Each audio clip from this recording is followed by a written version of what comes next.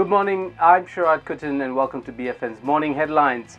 It's UMNO and more UMNO in today's papers. The new Straits Times, of course an UMNO paper, has Party of Hope.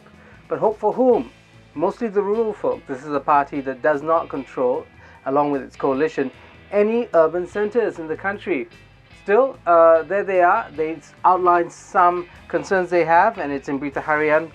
Message Najib, which means message Najib has clear vision of the future, the transformation of UMNO to take into account new realities. That's with many parties, that's the issue of changing demographics, and also giving a clear message that UMNO puts the people ahead of itself, and UMNO is ever willing to empower its partners in Barisan Nasional. So those are the key messages that Najib brought to the General Assembly yesterday. Utusan Malaysia, again highlighting UMNO Jadi Parti Rakyat. I would add the word UMNO Jadi Parti Rakyat Desa, which means UMNO is the party of the rural part of Malaysia. Perhaps it's a bit of a stinging critique of them, but I think it's fair at this point in time. Rakyat Desa, the rural, is the phrase of the day. Painful but necessary is how the Star thinks through the issue of rising electricity tariffs.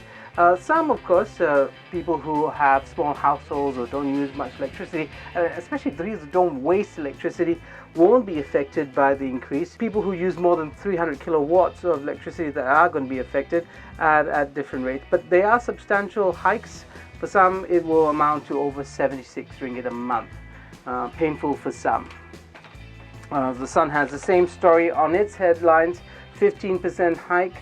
Clearly, again, a long-term discussion that Malaysians need to have about subsidies, who pays for that, who benefits most from it, and are there ways to manage your costs when subsidies are in fact removed. The other issue that I think is very important, Sinar Harian is signalling on 7th of December, a major meeting in Singapore. Can you say yes to corruption? Say yes to corruption. Do you actually believe that? No. Have you ever bribed a cop? I bribed my... No. But I think in dire circumstances... Say maybe to corruption. But say no. Say no to corruption. Our special programming in conjunction with the fight against corruption begins on the 2nd and ends on the 9th of December. Catch the people who are making a difference in the fight against corruption on BFM 89.9.